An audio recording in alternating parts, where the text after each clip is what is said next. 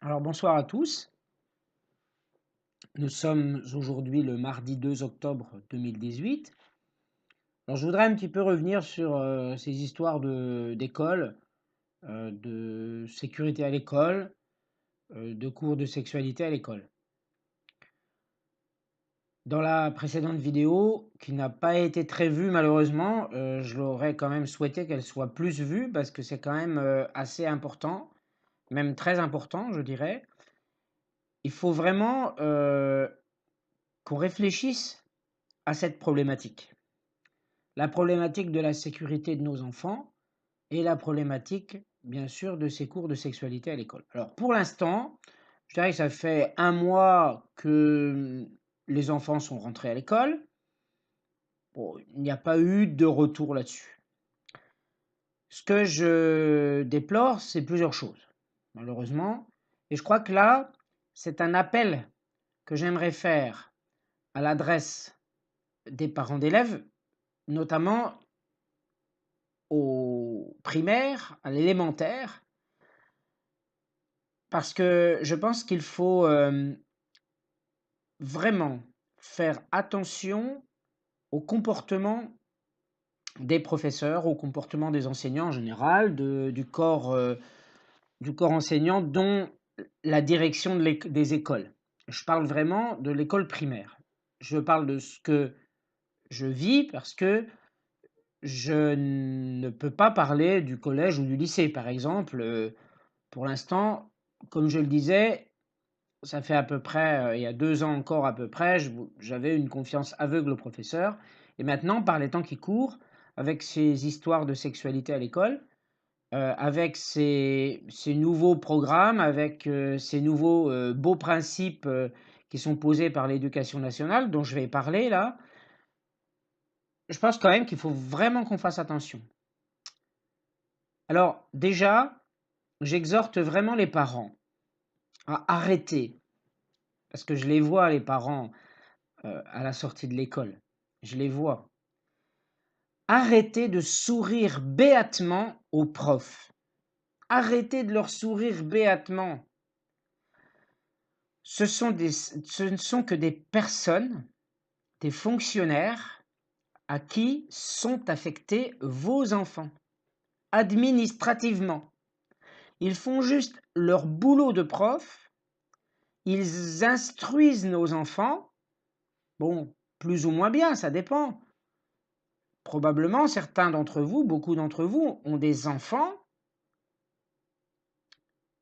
qu'ils mettent à l'école, je veux dire, et dans une école qui est très bien, où il n'y a pas de problème particulier.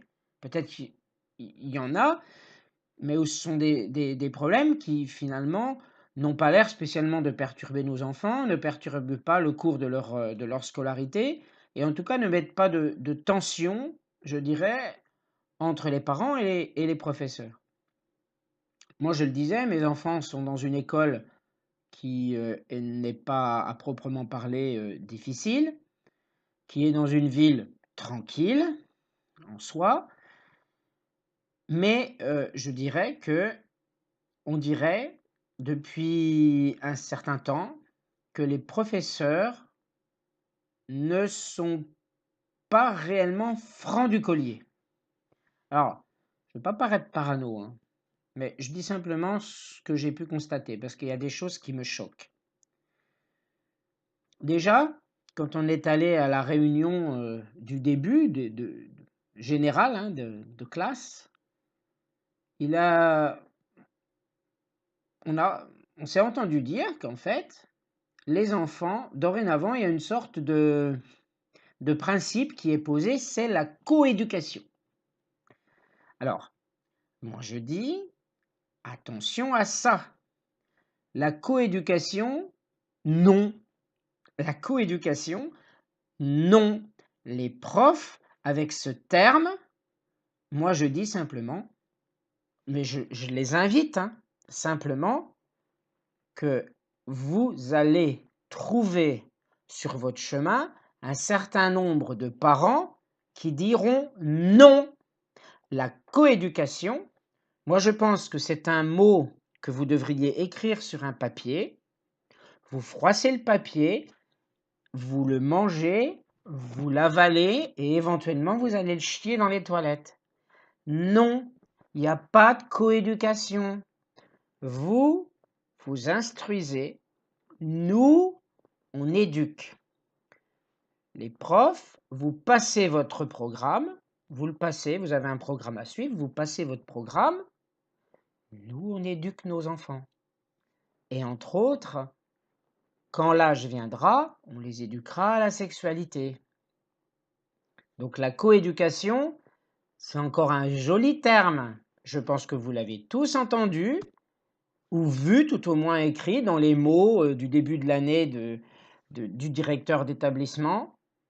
La coéducation, il faut simplement faire attention à ce que cela peut sous-tendre et à ce que cela peut nous réserver, éventuellement, si on l'accepte sans broncher, si on accepte qu'il soit effectivement mis en pratique, à ce qu'il va donner plus tard, plus ou moins. Parce que bientôt, la coéducation, ça va être l'éducation plus ou moins à la place de.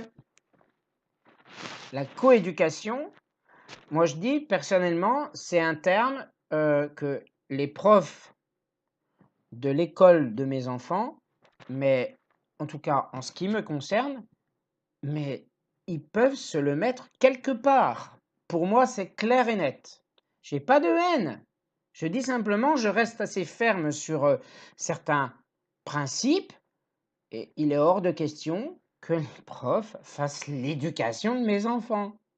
On n'a jamais vu ça avant. Donc attention à ce que ça peut donner.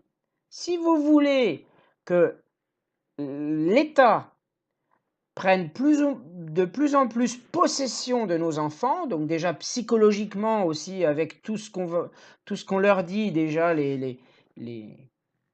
dans les programmes, qu'on leur montre le bourrichon avec une éducation civique particulièrement discutable, avec certains cours d'histoire à la réalité factuelle, historique, relativement discutable, et aussi par rapport au niveau en général. Mais si vous voulez que nos enfants ils aient une vraie instruction, il faut simplement veiller à ce que les professeurs se concentrent sur ce pourquoi ils sont là. Ils ne sont pas là pour éduquer nos enfants, même en collaboration avec nous, d'où le terme de coéducation.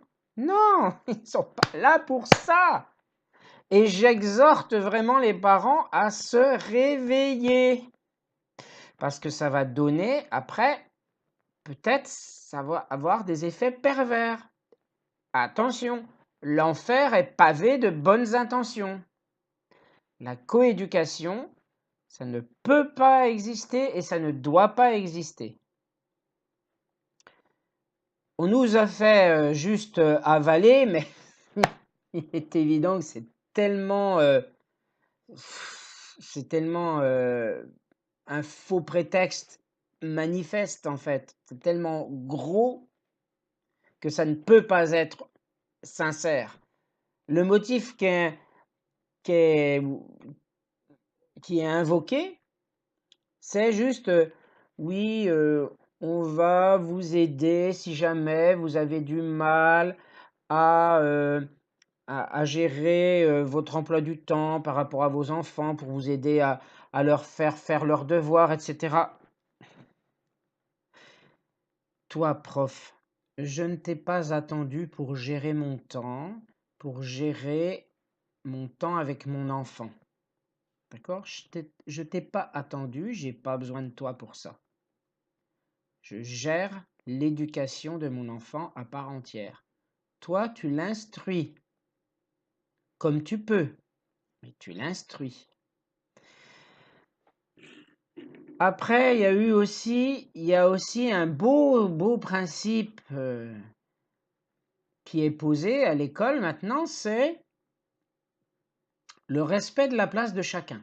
Ça veut dire quoi? Ça veut dire que le professeur respecte la place du parent par rapport à son enfant dans la vie de l'école, et le parent respecte la place du professeur par rapport à l'enfant dans la vie de l'école. Sauf que, apparemment, déjà depuis un mois, on peut s'apercevoir, peut-être que d'autres l'ont vu, qu'en fait, ce beau principe n'a l'air de s'appliquer que dans un sens. Mais non, il faut le renvoyer au visage, les beaux principes qu'il pose avec le troisième principe qui est de faire en sorte de bien s'entendre avec l'enseignant dans l'intérêt de l'enfant. Mais ça aussi, il faut le renvoyer au visage, il faut leur renvoyer la balle. Chacun doit faire des efforts.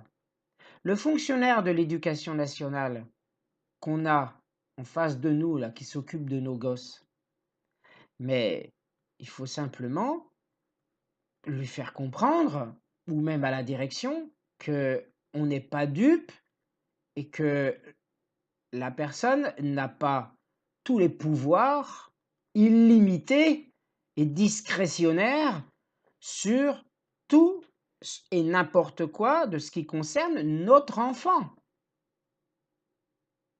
Par exemple, qu'est-ce que ça peut te foutre, prof des écoles, que mon enfant mette son pouce dans sa bouche? Ça t'empêche de faire ton cours, ça t'empêche d'écrire au tableau, ça t'empêche de dispenser ton programme quotidien. Alors oui, ça l'empêche de s'exprimer. Mais tu sais, mon enfant, il est suffisamment intelligent, hein, et je sais, il n'a pas fait plein d'études comme toi encore, mais il y viendra peut-être, avec même peut-être un meilleur niveau que toi en finale. C'est qu'en fait, il est capable d'enlever son pouce dans la bouche tout seul pour parler. Donc qu'on me dise ce motif, ah oui, mais le pouce dans la bouche, vous savez, après, ça empêche l'enfant de s'exprimer? Non. Donc moi, j'ai simplement dit au directeur, chacun doit faire des efforts. Si vous voulez qu'on s'entende, il faut simplement ne pas toucher à l'intégrité physique de mon enfant.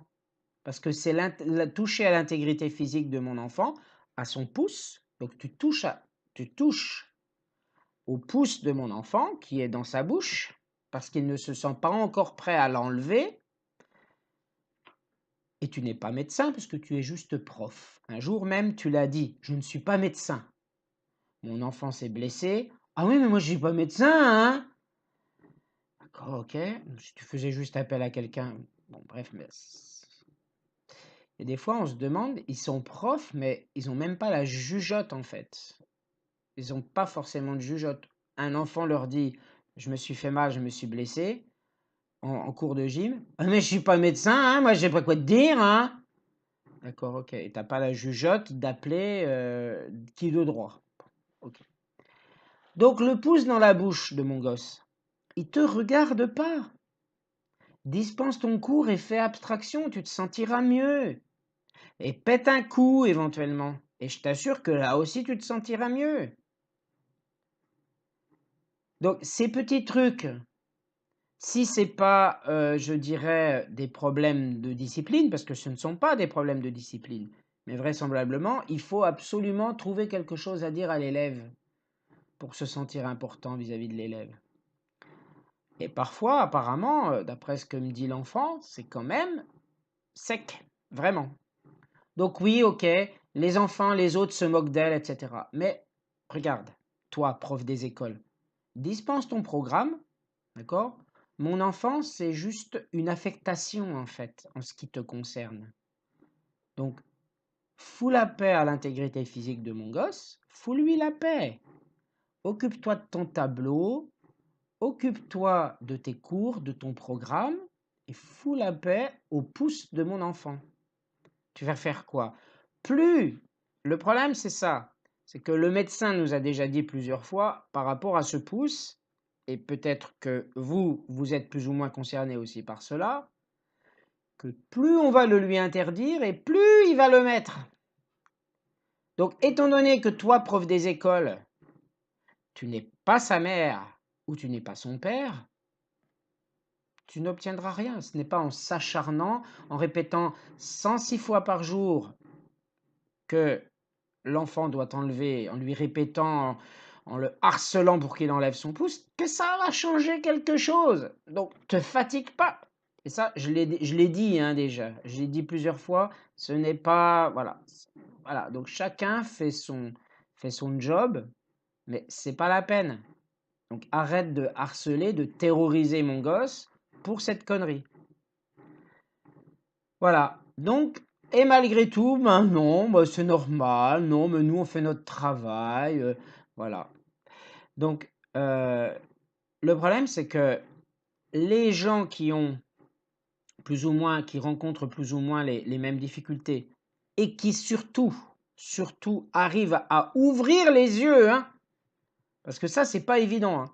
Je vous dis encore une fois, quand je vois les parents d'élèves qui sourient béatement aux profs là, je me dis, mais ouvrez les yeux, bon Dieu de bon Dieu.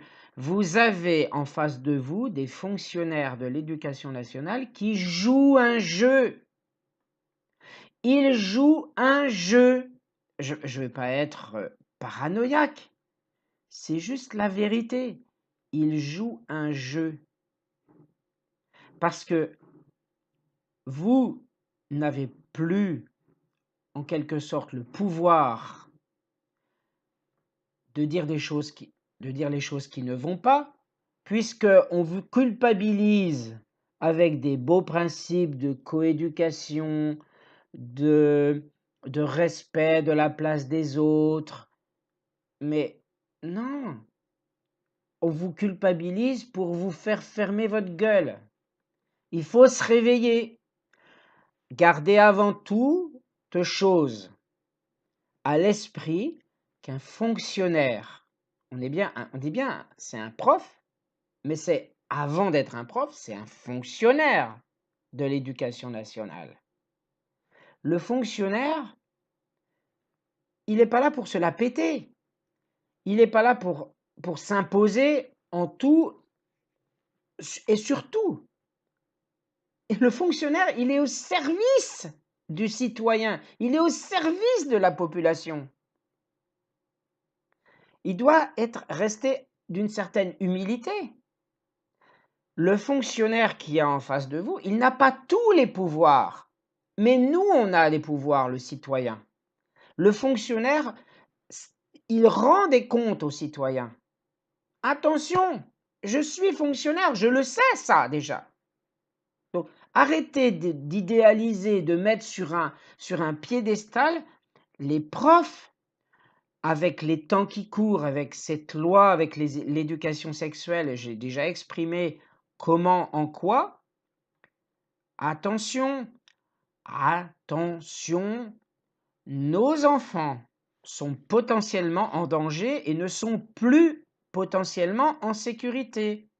Normalement, ils le sont. Attention, ne souriez plus béatement comme ça, Arrêtez de discuter, d'échanger. Des fois, j'entends des gens parler, mais arrêtez d'échanger sur des futilités avec des grands sourires, ouais. Non, mais retenez un petit peu, modérez la confiance que vous pouvez avoir dans ces gens-là. Il faut que ces gens nous craignent. Il faut qu'ils craignent justement parce que plus on va sympathiser avec eux, plus on va leur donner, etc., notre confiance, plus ils auront de pouvoir derrière. Ils auront la sensation d'avoir du pouvoir derrière sur nos enfants. Faisons-leur sentir qu'ils ont des limites. Gardons nos distances. Ce sont des profs, gardons nos distances. Il faut simplement montrer qu'ils ne sont pas supérieurs à nous, mais au contraire, c'est nous les parents qui sont supérieurs aux professeurs par rapport à nos enfants. Ils sont supérieurs en ce que, effectivement, ils apportent une instruction à nos enfants. Ça, pour cela, oui. On leur donne une certaine, encore un beau mot, ça, de la direction, une certaine délégation d'autorité. On leur donne une délégation d'autorité, mais ça ne veut pas dire qu'on leur donne toute autorité. Ils ont une autorité, mais une autorité modérée, une autorité réglementaire et réglementée. Faites gaffe, parce que vous leur donnez trop confiance. Je vois ces sourires béats, mais je me dis, ce n'est pas possible. Ce n'est pas possible et ça rigole. Non! Ne rigolez pas avec les profs. On peut avoir de bonnes relations, on peut essayer d'avoir de bonnes relations. Si ça se passe bien, tant mieux. On peut essayer d'avoir de bonnes relations avec les profs, mais sachons raison garder, sachons mettre la distance et leur faire sentir qu'on veille au grain. Il faut qu'ils aient la pression par les temps qui courent, il faut qu'ils aient une pression, même si c'est une pression implicite, même si mais il faut qu'ils sentent qu'on fait gaffe à eux, qu'on fait gaffe, qu'on veille sur nos enfants, mais qu'on les a à l'œil. C'est obligatoire, parce qu'avec cette histoire, ces beaux principes, coéducation, qui va leur donner de plus en plus de pouvoir et qui va nous en enlever de plus en plus, si on accepte cette situation-là, on n'a pas fini d'avoir des surprises, hein. Faisons attention à tout ça. Les profs ne sont que des fonctionnaires à qui nos enfants ont été affectés en tant qu'enseignants. Donc, il faut juste savoir bien garder ses distances et ne pas tout mélanger et juste voir en fait toutes les données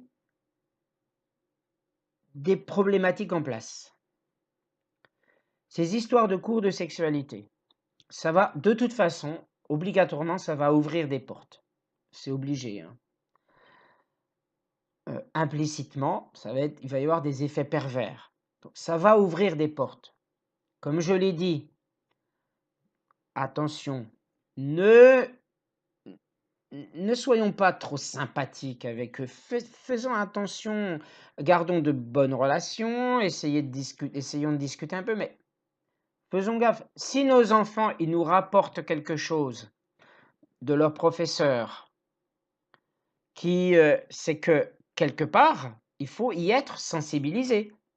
Parce que nos enfants, même si parfois ils peuvent un petit peu jouer aussi sur les sentiments, nos enfants, s'ils nous rapportent quelque chose qui les a marqués de la part de leur professeur, c'est qu'ils sont en souffrance à un moment.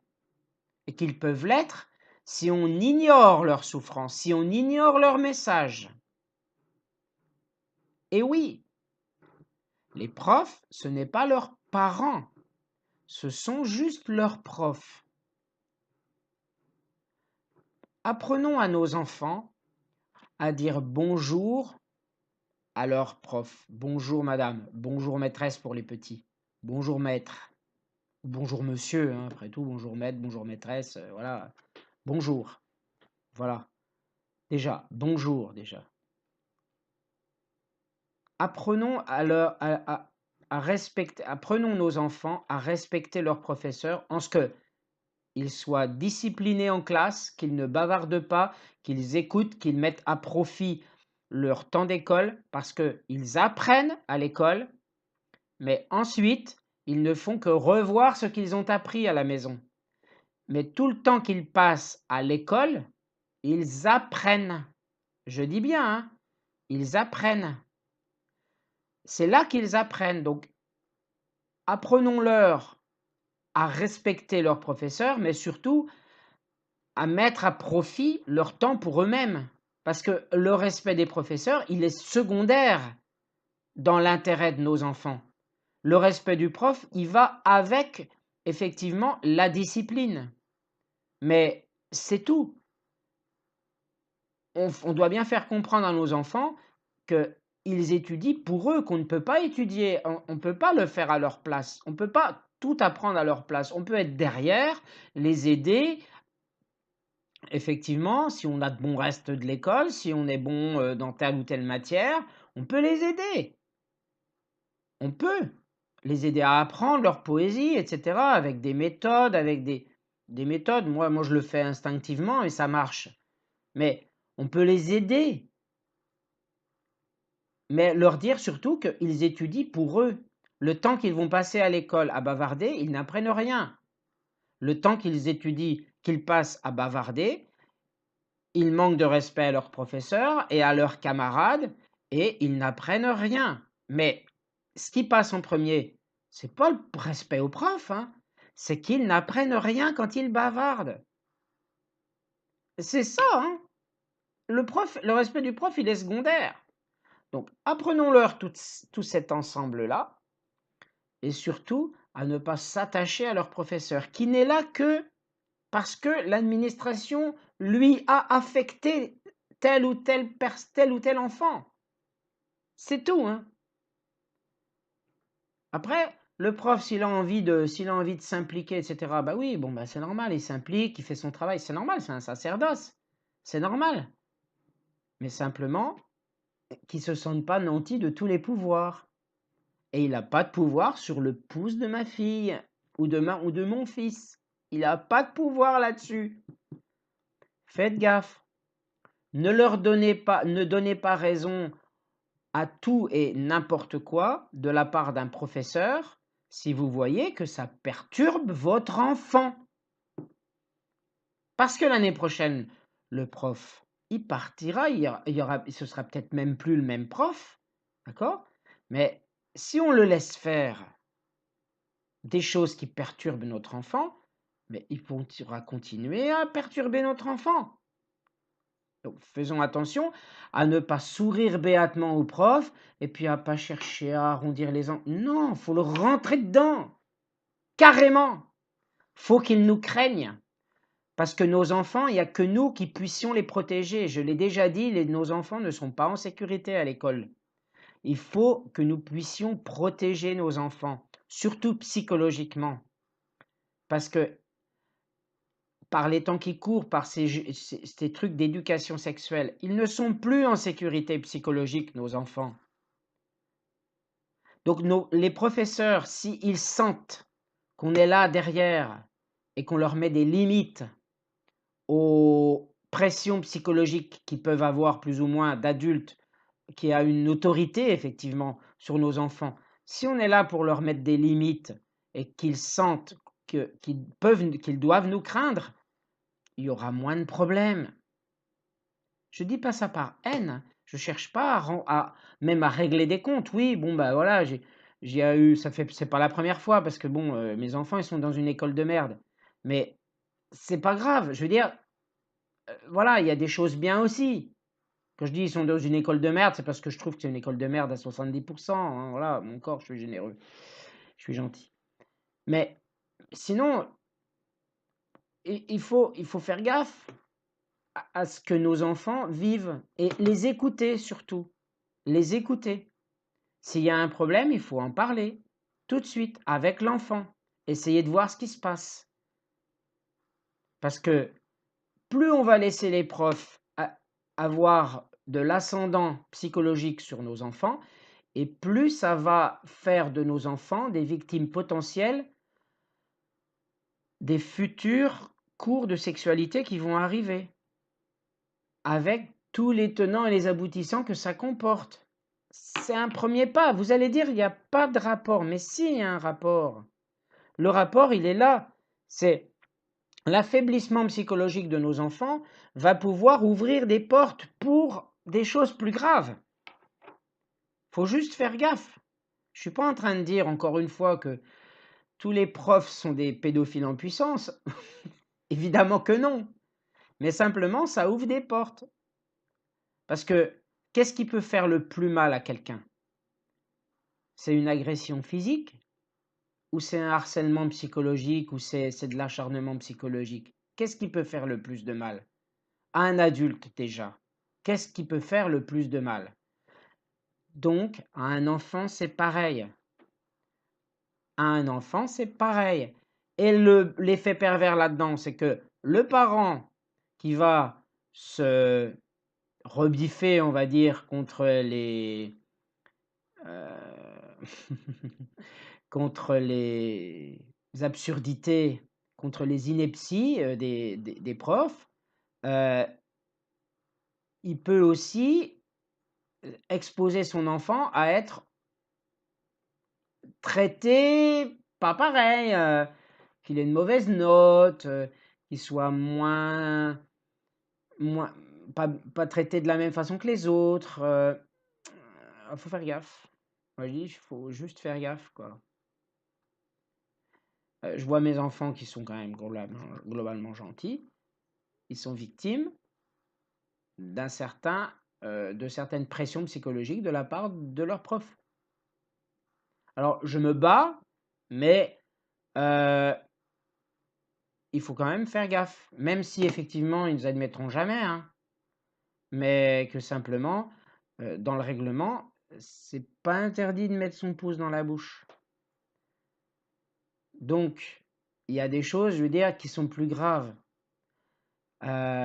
Et ceux en général qui font des leçons comme ça, c'est ceux qui ont le plus de reproches à se faire. Par exemple, de discuter en groupe du week-end qu'elles viennent de passer ou alors de la soirée peut-être qu'elles envisagent, au lieu de tourner dans la cour pour éviter les problèmes divers et variés qui peuvent se poser, comme des agressions entre élèves, qui se font bien sûr à l'insu des profs qui, justement, sont en train de se marrer ensemble. Des trucs comme ça, hein. Je dis juste simplement que je constate, moi, des choses qui se passent, même dans une école tranquille, voilà, avec des profs qui se la pètent un peu, mais bon, c'est pas grave. Faut laisser se la péter, faut les laisser croire qu'ils ont de l'importance. En même temps, ça va trop loin. Quand ça va trop loin, faut les casser un peu. Faut casser justement cet idéal qu'ils ont d'eux-mêmes en fait, ces hautes opinions qu'ils ont d'eux-mêmes, parce que justement ils ont des choses à se reprocher. Donc il faut juste faire gaffe. Donc il y a quand même quelques années, mes enfants étaient dans une autre école et c'était génial. Ça se passait mais impeccablement. Ça roulait tout seul. Tout allait bien, c'était bien. Ils étaient bien pris en charge, c'était humain. Les profs étaient là toujours pour nous tenir au courant des faiblesses de l'enfant et tout. C'était humain, c'était chaleureux, c'était simple. Mais là, dans cette école, c'est vraiment une école de merde. Donc, les personnes qui rencontrent ce genre de difficultés, les personnes, les parents à qui les enfants viennent confier quelque chose, ne prenez pas ce que dit votre enfant par-dessus l'épaule. Écoutez votre enfant. Il est peut-être en souffrance. Voilà, il est peut-être en souffrance. S'il vous dit rien, c'est que vous avez affaire probablement à une équipe pédagogique magnifique qui, qui sait prendre en charge les enfants gentiment, humainement, qui a de la considération pour les parents, qui a un petit sourire, un petit geste gentil, simple. On voit que c'est simple. Mais de nos jours, il ne faut pas tout de suite accorder sa confiance. Il faut mettre de la distance, il faut faire attention, il faut se fier à son ressenti, qui peut aussi ne pas être négatif. Mais il faut quand même se fier à son ressenti avant d'aller le... C'est pas possible.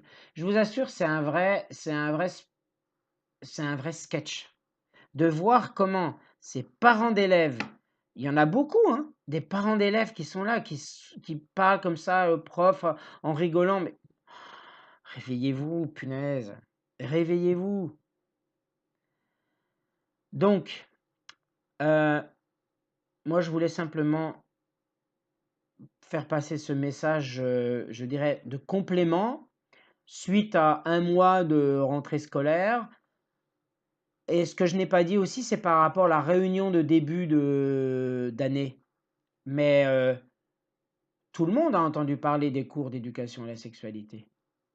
Et comme les cours d'éducation, comme les cours plus ou moins de sexe, hein, parce que bon, faut appeler un chat après tout, sont prévus dès la maternelle, voire ou en élémentaire, mais qu'il n'y a pas de précision, sauf pour les élèves de collège et de lycée, sur précisément les programmes de ça, on aurait pu s'attendre, étant donné que par rapport à ça, il y a une certaine inquiétude normalement de la part des parents, pas de parents évidemment normalement constitués, hein, pas de parents qui cautionnent, ça va de soi, mais il devrait y avoir une certaine inquiétude. Mais est-ce que vous pensez vraiment que quels sont, vous pouvez me faire des retours, quels sont ceux d'entre vous qui ont entendu spontanément un directeur d'établissement, je parle toujours d'une école primaire, parler de ça ouvertement? J'aimerais savoir, parce que moi, c'est comme si ça n'existait pas. Alors que c'est sur le site de l'Éducation nationale, hein. Ça passe sur les intranets, hein. C'est passé sur les intranets, je l'ai vu. C'est passé. Donc, si c'est passé sur l'intranet de mon administration, c'est passé aussi sur l'intranet d'autres administrations, hein. Donc, il n'y a pas de détail. Mais est-ce que vous pensez que la directrice, elle a fait l'effort de spontanément aller vers les gens qui ont peut-être un peu plus de mal à aborder le sujet, surtout en présence d'enfants? Bon, bref. Mais non, mais non, pour que faire? C'est normal. On va apprendre le sexe à nos gosses. C'est normal, ils ont que ça à foutre, les profs. Ils ont que ça à foutre. Parce que pendant qu'ils vont leur apprendre le sexe, ils vont pas leur apprendre le français, les maths, l'histoire, la géo, les sciences. Non. On va leur apprendre le sexe. Donc, ça me révolte, hein. Je me retiens, hein, mais ça me révolte. Mais en même temps, on n'y peut rien. Quand je vois les parents, enfin pardon, quand je vois les gens qui ont appelé avant la rentrée à ne pas mettre les enfants à l'école, non, ça leur rend pas service aux enfants de pas aller à l'école. Ça leur rend pas service. Je le vois quand même, ils apprennent des choses pas mal, mais ça leur rend pas service.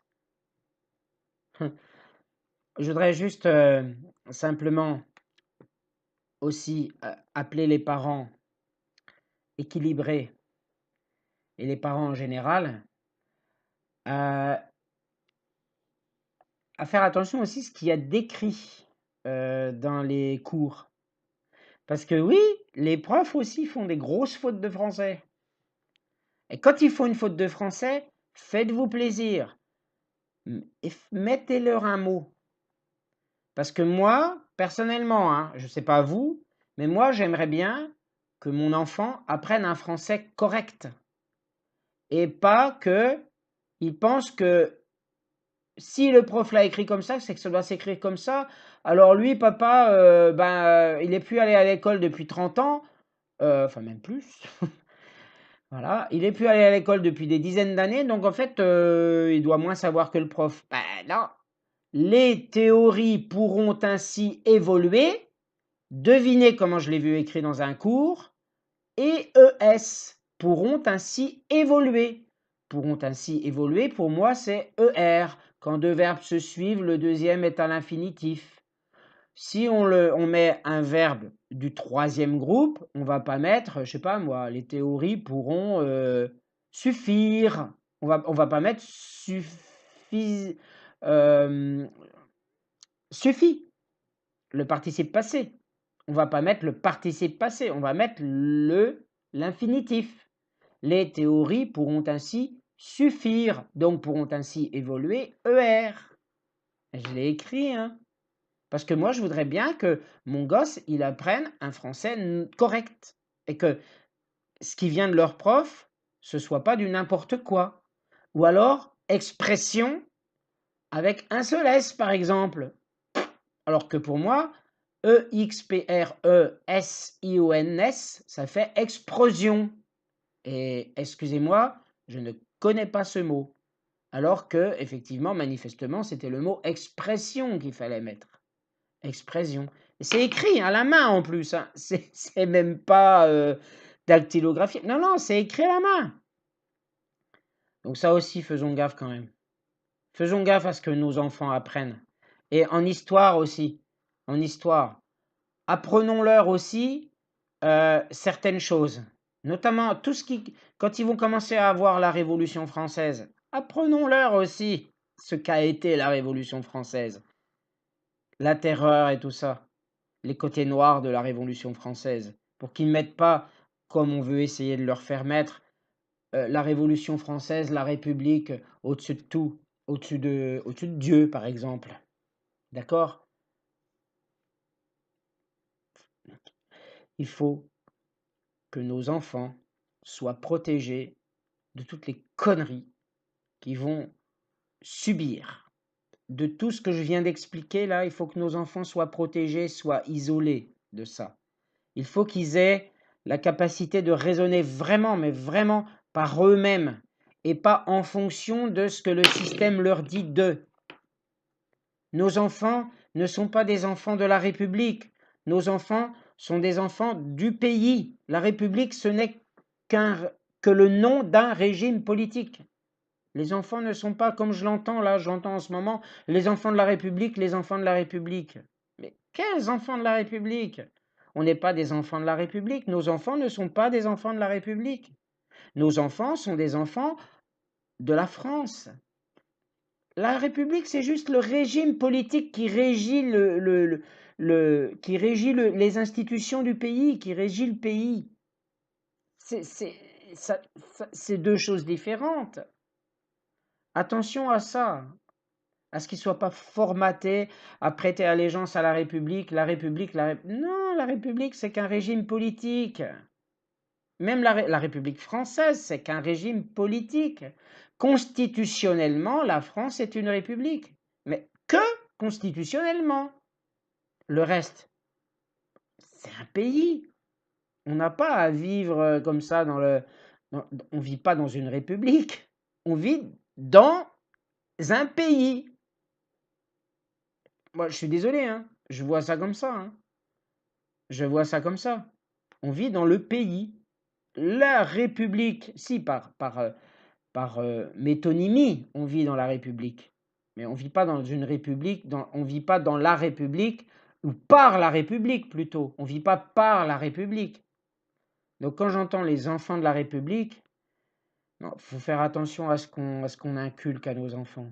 Il faut faire vraiment attention. Donc là aussi, il faut les avoir. Laissons-les dispenser leurs conneries idéologiques aux profs. Hein. Laissons-les dispenser, laissons-les passer leur programme parce que bon, ils sont obligés aussi. C'est le pouvoir politique qui les oblige à faire ça. Et puis bon, ben eux, ils tiennent aussi à leur carrière, ils tiennent aussi à continuer à recevoir leur argent à la fin du mois. Donc laissons-les dispenser leurs conneries, mais laissons-les dispenser leurs conneries, mais essayons quand même d'être derrière et pour leur montrer, voilà mon enfant, voilà ce qu'on t'apprend et voilà ce qui est aussi. Des fois ça peut correspondre, et des fois ça peut carrément s'opposer. Et moi je dis que tout ça, ça passe par la façon de considérer le professeur, c'est-à-dire avec beaucoup de réserve par rapport à tout ce que je viens de dire. Voilà. Je vous remercie de m'avoir écouté, j'espère que je n'ai pas été trop confus. Là encore, je ne mets pas tout le monde dans le même sac. Il y a un certain nombre de personnes importantes, un nombre important de personnes dans l'éducation nationale qui sont probablement très très bien. J'en ai connu. Mais par les temps qui courent, je maintiens, il faut veiller au grain. Voilà, merci.